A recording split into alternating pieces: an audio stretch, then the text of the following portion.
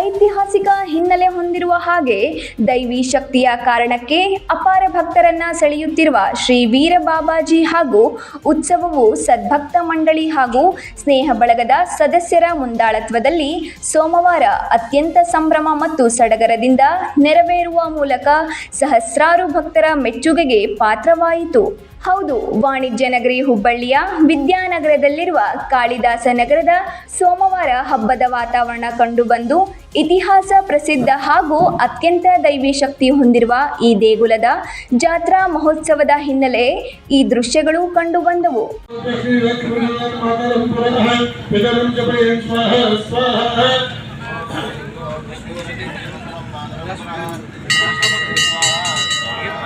ಈ ದೇಗುಲದಲ್ಲಿ ನಾಗದೇವತೆ ಮತ್ತು ಸುಬ್ರಹ್ಮಣ್ಯ ದೈವದ ಆರಾಧನೆ ನಡೆಯುತ್ತಿರುವ ಹಿನ್ನೆಲೆ ಭಕ್ತರ ಸಂಕಷ್ಟಗಳನ್ನ ನಿವಾರಿಸುವ ಶಕ್ತಿ ಹೊಂದಿದೆ. ಭಕ್ತರ ಸಮಸ್ಯೆಗಳಿಗೆ ಪವಾಡದ ರೀತಿಯಲ್ಲಿ ಸಮಾಧಾನ ಕಲ್ಪಿಸಿರುವ ಹೆಗ್ಗಳಿಕೆ ಇದೆ. ಹೀಗಾಗಿ ವರ್ಷದ 365 ದಿನವೂ ಕೂಡ ಈ ದೇವಾಲಯಕ್ಕೆ ಭಕ್ತರು ಬಂದು ದೈವ ಕೃಪೆಗೆ ಪಾತ್ರರಾಗುತ್ತಾರೆ. ತಿಪ್ಪಣ್ಣ ವಾಲಿಕರ್ ಹಾಗೂ ಅವರ ಸಹೋದರ ಯಲ್ಲಪ್ಪ ವಾಲಿಕರ್ ಜೊತೆಗೆ ಇವರ ಸ್ನೇಹ ಬಳಗ ಹಾಗೆ ಅಪಾರ ಸದ್ಭಕ್ತರ ಸಹಯೋಗದಿಂದಾಗಿ ಈ ಉತ್ಸವ ಹೆಚ್ಚು ವಿಜೃಂಭಣೆಯಿಂದ ನೆರವೇರುತ್ತಿದೆ. ಅದರಂತೆ ಈ ಬಾರಿ ಮಹಾಪೂಜೆ ಮತ್ತು ಅನ್ನ ಸಂತರ್ಪಣೆ ಕಾರ್ಯಕ್ರಮ ವಿಶೇಷ ರೀತಿಯಲ್ಲಿ ನಡೆಯಿತು. ಈ ಕುರಿತಾಗಿ ಮಾತನಾಡಿದ ಸದ್ಭಕ್ತ ಮಂಡಳಿಯ ಪ್ರಮುಖರಾದ ಅಶೋಕ್ ಹಜಾರೆ ಉತ್ಸವದ ಮಾಹಿತಿ ನೀಡಿದರು. ವೀರಬಾಬಾಜಿ ದೇವಸ್ಥಾನ ಅನ್ನುವುದು ಪುರಾತನ ಕಾಲದಿಂದ ಇಲ್ಲಿ ನಡೆದುಕೊಂಡು ಭಕ್ತರು ಅದಕ್ಕಿಂತ ಮೊದಲು ಇದು ತೊಪ್ಪಲಗಟ್ಟಿ ಅಂತ ಊರಿದ್ದು ಕಾಲ್ರಾ ಪ್ಲೇಗ್ ಬಂದಾಗ ಇಲ್ಲಿಂದ ಉಣ್ಕಲ್ಲಿಗೆ ಎಲ್ಲ ಜನ ವಲಸೆ ಹೋದರು.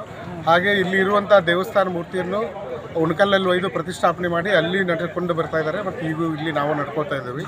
ಇದು ಜಾಗೃತ ಅಂತ ಹೇಳಿದರೆ, ಮೊದಲು ಕಾಲದಲ್ಲಿ ಜನ ಹಾವು ಏನಾದರೂ ಕಚ್ಚಿದರೆ ಈ ಗಿಡದ ರಸವನ್ನು ಕುಡಿಸಿ ಅದರಿಂದ ಅವರಿಗೆ ಹಾವಿನ ವಿಷ ಹೋಗ್ತಿತ್ತು, ಜನರು ಆರಾಮಾಗ್ತಿದ್ದರು ಅನ್ನೋದು ಭಾವನೆಯಿಂದ ಇಲ್ಲಿ ಆಚರಣೆ ಮಾಡ್ಕೊತ ಬರ್ತಾಯಿದ್ರು.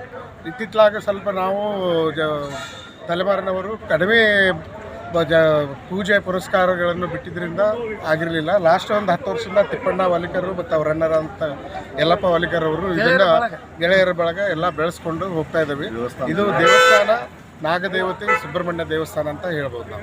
ಒಟ್ಟಾರೆಯಾಗಿ ಶ್ರೀ ವೀರ ಬಾಬಾಜಿ ಉತ್ಸವ ಈ ಬಾರಿಯೂ ಅತ್ಯಂತ ಸಂಭ್ರಮದಿಂದ ನೆರವೇರಿದ್ದು, ಸದ್ಭಕ್ತರ ಮಂಡಳಿ ಸದಸ್ಯರು ಹಾಗೂ ಅಪಾರ ಸದ್ಭಕ್ತರು ತಮ್ಮ ಶ್ರಮದ ಮೂಲಕ ಕಾರ್ಯಕ್ರಮವನ್ನ ಸುಂದರವಾಗಿ ಕಂಗೊಳಿಸುವಂತೆ ಮಾಡಿದ್ದಾರೆ.